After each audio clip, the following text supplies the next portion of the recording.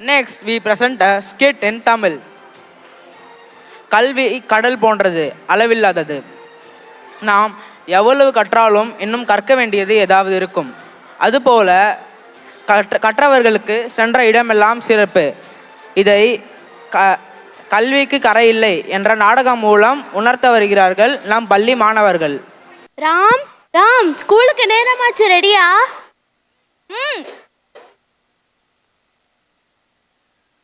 கிளம்பி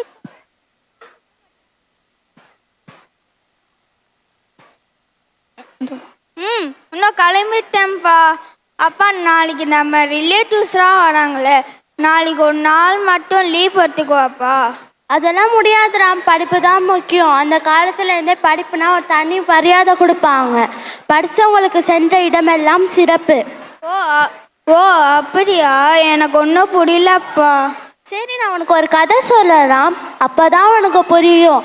சங்க காலத்தில் மோசிக்கீரனார் அப்படிங்கிற ஒரு புலவர் பெரும் சேரர் இருமுறை அவர்களோட அரண்மனைக்கு போகிறான்.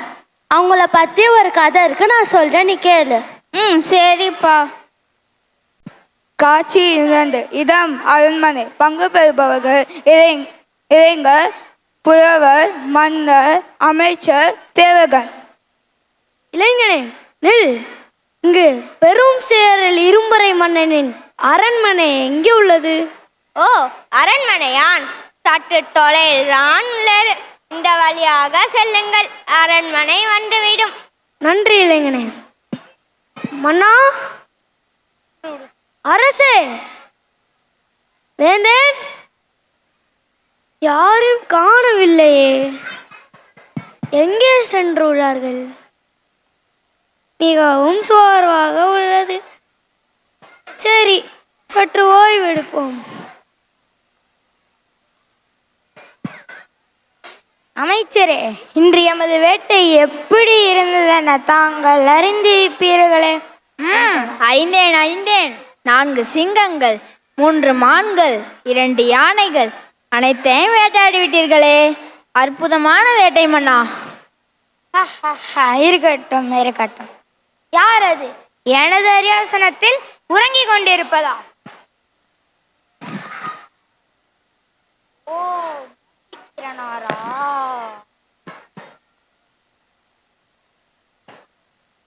யார் அங்கே?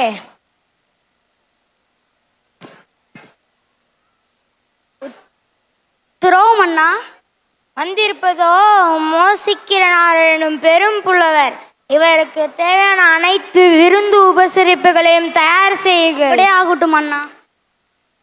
அண்ணா, அரசே, வேந்தேன், சற்ற களைப்பில் உங்கள் அரியாசனத்தில் தெரியாமல் அமர்ந்து விட்டேன். என்னை மன்னித்துடுங்கள் முன்னா. பரவாயில்லை, இருக்கட்டும். உம்மை போன்ற பெரும் புலவர்களுக்கு எம்மை போன்ற மன்னர்கள் செய்ய வேண்டிய கடமைகள் பல. கல்வியின் சிறப்பு அளப்பரியது.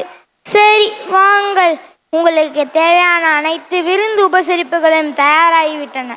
நன்றி மன்னா. காட்சி 3. இடம் வீடு. பங்கு பெறுபவர்கள் அப்பா, மகன். ஒரு அருமையான கதை சொன்னீங்கப்பா. அப்பா, திரும்பவும் எனக்கு ஒரு சந்தேகம். அந்த காலத்துல ஆண்கள் மட்டும்தான் கல்வி கற்றவர்களா? அப்படியெல்லாம் இல்லை ராம். அந்த காலத்தில் ஆண்களை விட சிறப்பாக கல்வி கற்ற, ஆண்களிடமே சோற்போரில் சிறந்து வழங்கிய நிறைய பெண் புலவர்களுமே இருக்காங்க. ஓ அப்படியா? அவனை பற்றி சொல்லுங்கப்பா. சரி ராம், நான் சொல்கிறேன். சங்க காலத்தில் அம்பர் அப்படிங்கிற ஒரு ஊரில் சிலம்பிகை அப்படிங்கிற ஒரு பெண்மணி இருந்தாங்க. அவங்கள பற்றி ஒரு நல்ல கதை இருக்குது, அதை நான் சொல்கிறேன், நீ கேளு. சரிப்பா. காட்சி 4. இடம் வீடு. பங்கு பெறுபவர்கள் அசம்பிகை, ஔவையார், கம்பர். சரி, வாயில் கதவை அடைத்துவிட்டு வந்து சாப்பிடுவோம்.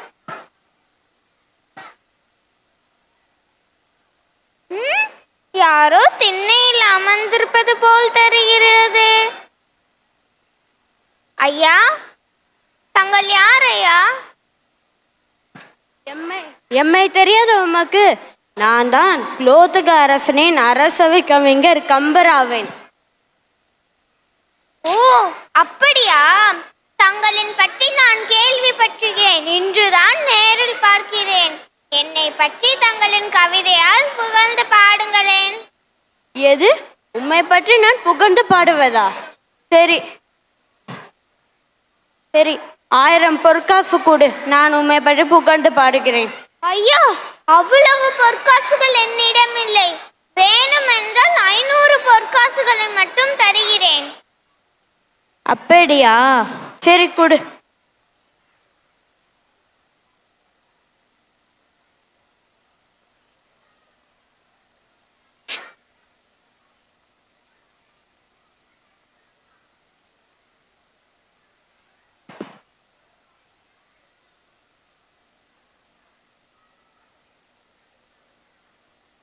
தாங்களை பற்றி நான் உங்கள் வீட்டில் செவத்தில் கவிதை பாடி எழுதியுள்ளேன். நான் சென்று வருகிறேன். நன்றி ஐயா. ஐயோகோ, இவர் 500 பொற்காசுகளையும் வாங்கிட்டு பாதி கவிதையும் பாடி வைத்திருக்கிறார். அதில் என் பெயர் கூட ஈடு பெறவில்லையே. நான் என்ன செய்வேன்?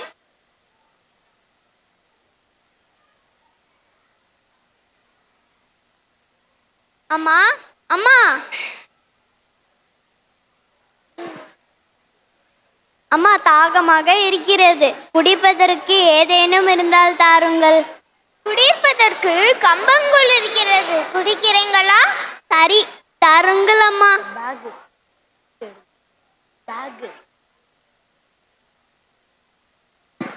தாங்கள் அம்மா. பேக் அங்க இருக்கு.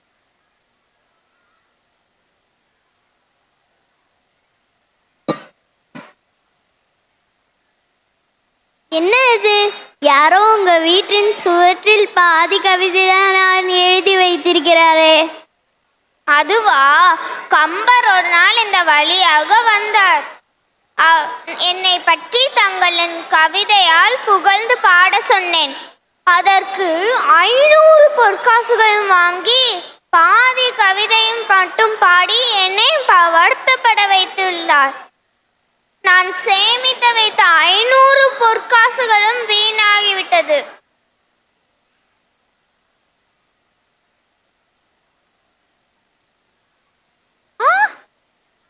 கவிதையை முழுமையாகி விட்டீர்களே.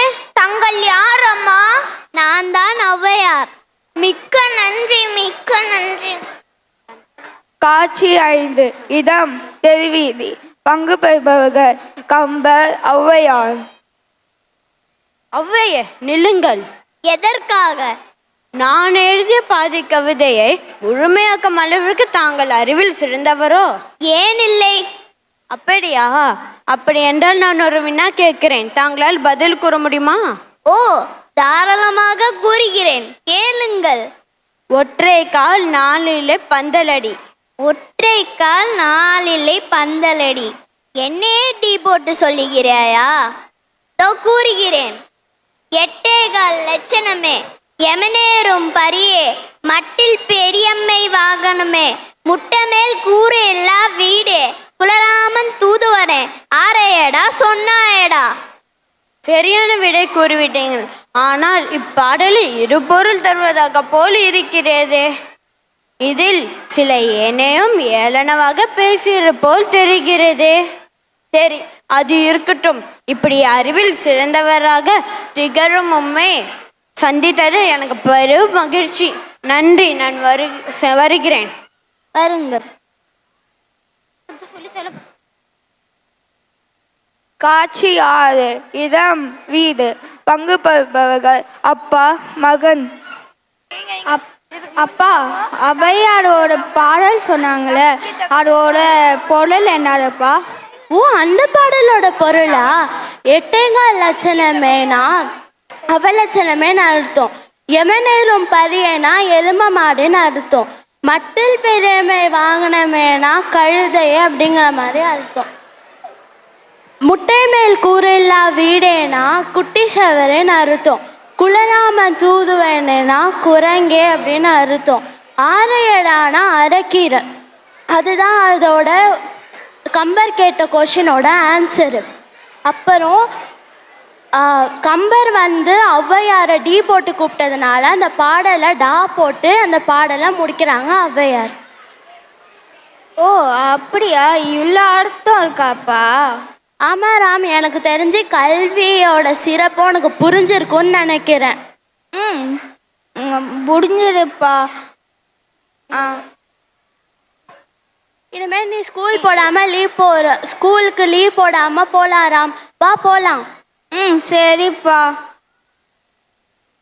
மகனாக பிறந்தவர் கார்த்திக், அசலம் பிகையாக அக்ஷயா, ஔவையாராக கிருபாலினி, அப்பாவாக தனிஷா, கம்பராக தர்ஷன், இளைஞனாக சாய்ராம், மன்னராக ஜோசிவா, அமைச்சராக திவ்யன், புலவராக ஜாசியர், சேவகனாக சைமன். நன்றி. அருமையான நாடகம்.